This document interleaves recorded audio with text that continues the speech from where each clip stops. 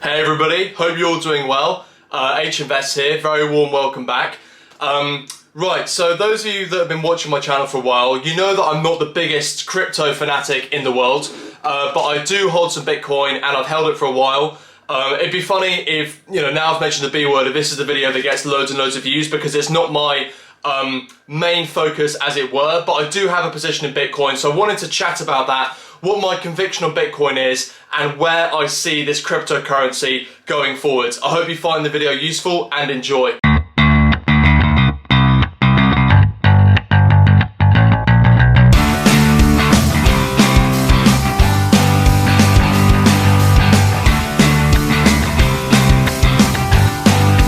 Right, so as I said, I'm not the biggest crypto nut, but I'm broadly bullish on the blockchain technology that Bitcoin uses, and my position is relatively small compared to other asset classes in my portfolio, and that includes gold. I have very little conviction for what a reasonable market cap for Bitcoin should be. The reason that I mention that is that Bitcoin is very, very hard to value, right? So the way I've explained this is in first order assets and second order assets. First order assets are much more like currency, money is a good way to put it. Gold, fiat currency, and Bitcoin, they're all something you can exchange, they're all something you can store value in. They're different from equities, bonds, property, where you can actually value them in a first order asset, and then you can kind of try and find the intrinsic value. For example, finding the intrinsic value of Microsoft in US dollars, right? But first order assets, you can't do that because there's no order above it to actually value it, because they are classed as a type of money. So what you've got to do is compare them to other first order assets to try and value them. So Bitcoin is very, very hard to value. That's why I'm saying there's very little conviction in what I think the price of Bitcoin should be, and why I'm not going to say, oh, Bitcoin, should be at $500,000. But probably the best comparison we can make is the comparison to gold. So as I said, gold and Bitcoin, I think that they are two very, very different things with kind of similar properties. And we're going to talk a lot about that later in the video.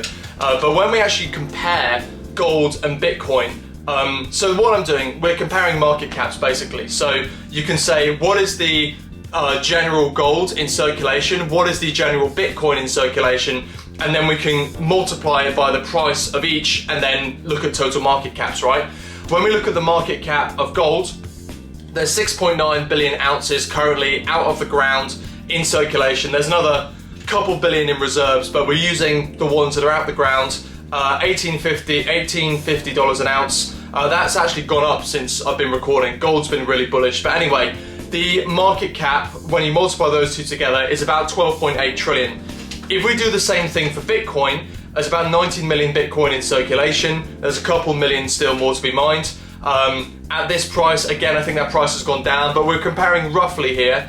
Bitcoin's market cap is 834 billion. So gold's market cap is about 15 times what Bitcoin's market cap is, or Bitcoin's market cap is about 6.5% of gold's market cap. If Bitcoin was bigger than gold, gold has been around as money very, very successfully for thousands of years. I would say that Bitcoin is probably quite expensive. 6.5% is still quite big, and if you consider 834 billion, that's almost larger than every company in the US stock market, right? Only the big FANG stocks and Berkshire Hathaway. I think Berkshire Hathaway is smaller than that actually. So it's incredibly big. It probably rank 6th or 7th largest in terms of largest market cap as we're speaking. So Bitcoin has a large market cap. Although, as I said, because it's very, very difficult to place an intrinsic value on Bitcoin, I don't have a strong conviction for what the price of each Bitcoin should be. There's also, people are holding Bitcoin for different kinds of reasons, and I think that this is going to give us the most accurate insight into what the price action of Bitcoin is going to be going forward. So you've got the long-term buy and hold types. These were probably your computer science majors that bought Bitcoin in 2013. And they have high conviction in the project succeeding, and they see the price of Bitcoin heading significantly higher. There's a second type, which I think is very common at the moment, investment for diversification. I'll put myself most under this type. So investors, a lot of institutions, because there's been a lot of institutional money flowing into Bitcoin in 2020, that see potential in Bitcoin, but they understand the risk of that potential not being fulfilled. But however, they do want to hold a small percentage of their portfolio in that. You know, they want some exposure. They think, okay, this could work, but I'm not going to get wiped out if Bitcoin completely fails, you know, so we don't go ahead and put 10% of their overall portfolio in Bitcoin. And then you've got the type 3s, which I think has also been particularly prevalent since the start of the pandemic, which, you know, obviously the volatility and the upside of that volatility in Bitcoin has attracted a lot of extra speculation and trading money. And this is people that are pouring it in just to kind of make a quick buck on the capital gains that haven't got high conviction for the project. Also, just want to say these categories, you know, they're not black and white. Someone could be, you know, 80% in category 2 and a little bit in 1 or a little bit in 3 or whatever. But this is broadly the way that I'm seeing it. And let's say Bitcoin crashes, and at the moment it's on very negative momentum. I think for the type 1s, most of these people, they're going to hold their Bitcoin, right? They had very, very strong conviction. These are the people that held their Bitcoin after the price crashed 70-75% in 2017. I think for type 2, some are going to hold, but I think a lot of them are going to sell because they say, right, okay, maybe Bitcoin isn't going to work. It isn't going to go to $1 million like some of the bulls were suspecting. So I think some are going to hold and some are going to sell. But then you've got the short-term speculative money, and I have high conviction that most of these people will sell. There's been a big inflow into Bitcoin to make money off that trading and momentum. And then when people actually see those profits, you know, go down and crash, they want to actually cash that in whilst they still have a profit before that negative momentum takes that profit into loss. So here's the price action of Bitcoin since, well, this is over the past 2 years. So you can see in 2019, there wasn't that much attention into Bitcoin until we got the start of the pandemic. We had a 50% crash. Blimey, it looks like nothing on this chart, doesn't it? And then we saw big momentum in the latter half of 2020, really, really strong resistance at about this $30,000 mark. And that's going to be really, really interesting because when it crashed in I think it was in Jan 21, it really bounced off this 30,000 resistance mark a lot of times. And it has done that all the way through the spring, and we haven't touched it again yet. You know, we had a resistance up here and we had a resistance up here. So I think this is a really key line in the sand. So that's just a history of what Bitcoin has done. We've had 2 massive bulls and highs, and then we've kind of come crashing down. But I guess what's positive if you're a momentum trader is this resistance here wasn't as low as this resistance that we saw earlier on in the year at 30,000. And we also had a lot of resistance in 2017. I think that this is going to be a really, really, really important case study. But once it crashed about 70% below the all-time high. We had record inflows into Bitcoin in the latter half of 2017, and we saw strong resistance at 6,500. But what that suggests to me is there was a lot of new money flowing in to Bitcoin in that latter half of 2017, and then that came immediately out.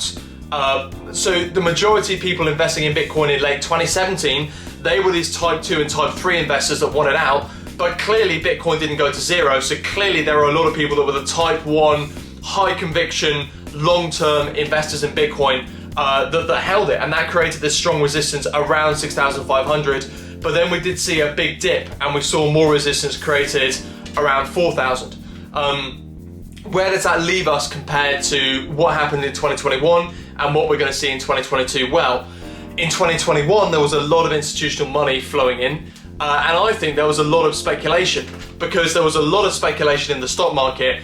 A lot of speculative stocks absolutely soared in the pandemic. You know, a lot of people had money to spare because of the big spending and aid programs that governments were pushing out. A lot of people had money to spare, and that went straight into the stock market, and it went into these momentum stocks. And Bitcoin was a part of that. And what I am a little bit concerned about going forward into 2021 is we had this price action, and of course it went even higher and then went back down. What I'm concerned about is how many more people have actually been converted into a type 1 with high conviction. I think most of the money that we've seen inflow into Bitcoin in the past 2 years has been a lot of type 3 and some of type 2. As I said earlier, I think some of that institutional money will sell, most, if not all of that speculative money will sell because they want to cash in that profit before the negative momentum hits them too much, and that will create a price spiral downwards. That's what I'm really, really concerned about for Bitcoin, at least for the Bitcoin bulls, going forward in 2022. And also, you know, when we do see these times of crash, we're going to look at the last two big crashes now. Bitcoin hasn't performed very well. You know, when we had this FANG correction, everyone was very, very bearish on tech stocks. Bitcoin was down 43.6% from its October, and the S&P 500 was only down 14%. Yes, it was a FANG correction, but I've just Googled all of the FANG stocks and none of them even fell 43%. So what I'm saying is Bitcoin hasn't really held its value in times of this crash. And who gets scared in these crashes? It's the type 3 and a bit of type 2, because obviously there's always going to be some systemic risk in institutional money, you know, when investors want to cash out. But what I'm saying is, when we saw this crash of Bitcoin, nearly 50% in late 2018, that suggests to me that even in late 2018, when the price of Bitcoin was low, much lower than what it was when it was crashing in 2017, a large proportion of that money was still institutional money and speculative money, and it wasn't the high conviction, you know, computer science, Bitcoin experts that really have strong conviction in the long term that this project will succeed. That's what concerns me. And if Bitcoin fell 50% then, with probably less speculation, because Bitcoin was a bit of a bear, you know, it come off this 2017 high, and it wasn't as much in your face and in the news and in the media and as hyped as it was in 2021, I'm sure that a greater proportion of people investing in Bitcoin in 2021 would have been the speculators and the institutional money that has systemic risk. You can see that gold held its value in this period in 2018. Again, if we look at the COVID crash, you know, gold, the traditional safe haven, held its value a lot. You know, it went about 10% down, and I think that was just because there was a little bit of liquidity constraint, but it wasn't nearly as speculative as Bitcoin, which again, it fell 30%, and actually was almost down 50% at one point. And the S&P was almost down 30% at one point. So again, Bitcoin was underperforming the general market in these bear markets, which suggests to me that there was a lot of speculative money in early 2020 before we had a huge extra drive in speculation in the stocks and crypto markets in 2021. So how much confidence do I have that more people, again, let's just go all the way back to this, that more people are type 1 investors now? How much more conviction do I have that more people are like that now, a higher percentage compared to what it was in 2017 and 2018? Not a lot, particularly because of this price action that we've seen in the crashes. I think there's more speculative money in Bitcoin than there ever was, a higher percentage of speculative money than there ever was, and then when we see the negative momentum, that type 3 selling is only going to fuel that negative momentum, and there's not going to be that many people that have long-term conviction in Bitcoin to pick up the pieces relative to what there was in 2017 and 2018. I'm not saying that in 2017 that stage 1 was a particularly high proportion. It clearly wasn't because of how much Bitcoin crashed, but I think that that's going to be a much higher proportion than what we would have seen in 2021. And here's some evidence to this, right? So here we've got Bitcoin, we've got Bitcoin's price, and we're comparing that to the NASDAQ and ARK. The first thing you can see with this is how volatile Bitcoin's price is compared to the NASDAQ. And that's why I had to put Cathie Wood's ARK Innovation Fund on here, is that if I just put it on here with the NASDAQ, you wouldn't, without actually distorting the returns, you wouldn't actually really be able to see a clear relationship between Bitcoin and the NASDAQ. But if you look closely, you can see, you know, the NASDAQ it has these periods of falling, and Bitcoin often correlates with it. We'll zoom in on 2021 in a minute so I can actually show you a bit more of a clear picture as to what's going on there. But my point is that you can see, you know, when these speculative stocks in ARK are falling, Bitcoin falls with it. Again, in January 2022, we've had the worst time for these speculative stocks, and we've had the worst time for Bitcoin. So that leads me to believe, again, a lot of the money in Bitcoin is type 3 speculative money. Right, so here's the picture of the last year. Again, the volatility on Bitcoin is almost unprecedented compared to the volatility of ARK. That's very, very impressive in itself, given how volatile ARK has been. But when we've seen slumps in these speculative stocks, we saw it in May, Bitcoin crashed. We saw it in September, Bitcoin crashed. And again, the worst one, January. And even when we saw a slight uptick in the NASDAQ in early February, and in ARK actually, Bitcoin's price shot back up. So what this is suggesting is that Bitcoin is actually quite well correlated with the speculative high risk side of the market. And again, that's what worries me, that a lot of people investing in Bitcoin are type 3 investors, and the price will go down significantly as we go forward. Right, so what about inflation? I think what I've just mentioned is at least showing that when there is an immediate crash, Bitcoin has not had a great history or track record as being a good hedge against that crash. But what about against inflation? Because I do think that Bitcoin has some good properties as an inflationary hedge, similar to gold. You know, it has that finite supply. The Fed is immune from printing Bitcoin. You know, the Fed can print as much fiat currency as it wants, but there's a finite supply of Bitcoin, and there's only so much ever to exist, 21 million, right? There's a small supply coming out every year, similar to gold, right? Gold is an element. Elements can't be created or destroyed, and there's a finite supply of gold coming out of the ground, and there's only so many gold reserves in the ground, right? So I understand Bitcoin is a good hedge when you can't devalue Bitcoin by printing it, the same way that you can devalue all of our fiat currency post 1971. So inflation is surging and on the rise, but obviously that has crashed the stock market because the stock market is now worried about higher interest rates. But unfortunately, Bitcoin is correlated and gone with that. So at least in the short term, it's not proved itself as an inflationary hedge. Jerome Powell stated inflation wasn't transitory on the 30th of November. That's when he finally pulled his head out of the sand, and the Fed was starting to admit it. And since then, the price of Bitcoin has been massively negative. It's 43% below where it was at the end of October, where some of the markets still believed that inflation was transitory. And the only reason we've seen this uptick in Bitcoin here is because that's correlated with a bit of a rebound in the NASDAQ. This graph is a few days old, and actually the price has gone back down, which again correlates with what is happening in the speculative side of the US stock market. The other thing I wanted to say about Bitcoin as an inflation hedge is that whilst the supply of Bitcoin is finite and you can't print it, there are a lot of other coins that are competing with Bitcoin, and as more and more coins, you know, in 2021 we've seen a surge of other coins and other currency, right? And Bitcoin is now competing with those coins, all of that capital inflow, right? So that can dilute if there's a finite amount of money, for every given amount of money in the crypto market, the more coins competing, that will dilute money into Bitcoin, and you don't have that issue with gold because there's only a very finite amount of precious metals that actually fulfill the properties and requirements that has made gold money in the past. But with cryptocurrency, there's an infinite amount of cryptocurrencies you can create and have, and that will dilute all of that crypto money. So that is also not great for Bitcoin as an inflationary hedge, because whilst Bitcoin might be finite, cryptocurrency is by no means finite. However, all of that being said, I do understand the massive network effects that currencies like Bitcoin and Ethereum have adopted.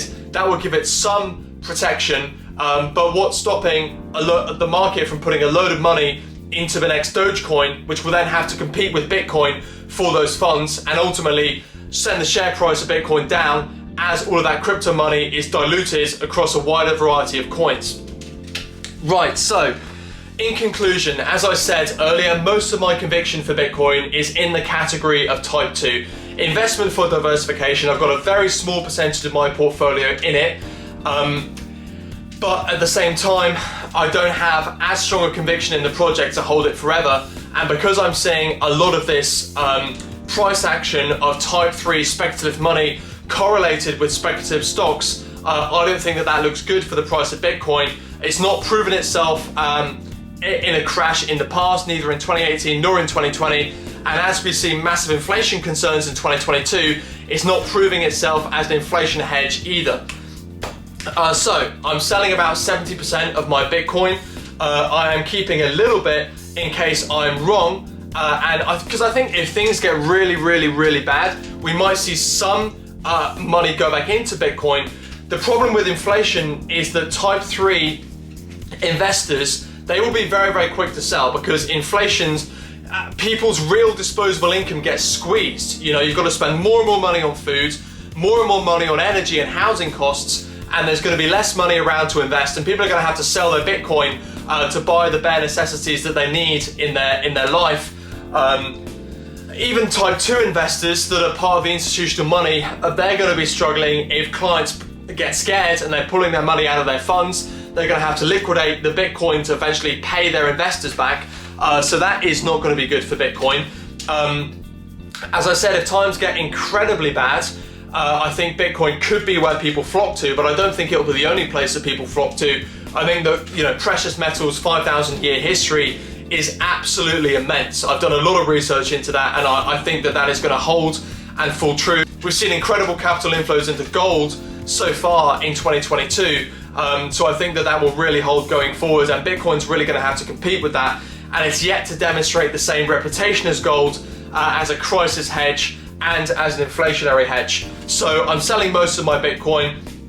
I still have some conviction it could be where people flock to in a real crisis, but my conviction on that, honestly, particularly after doing this presentation, is getting lower and lower. So I might sell even more than 70% of my Bitcoin if I see a point where everyone's out of Bitcoin, all those speculators have cleared, the same way that we saw that strong resistance at 6,500 after everyone got out of their Bitcoin in 2018. That would potentially motivate me to buy, and I'll be able to buy a lot more Bitcoin for the same money.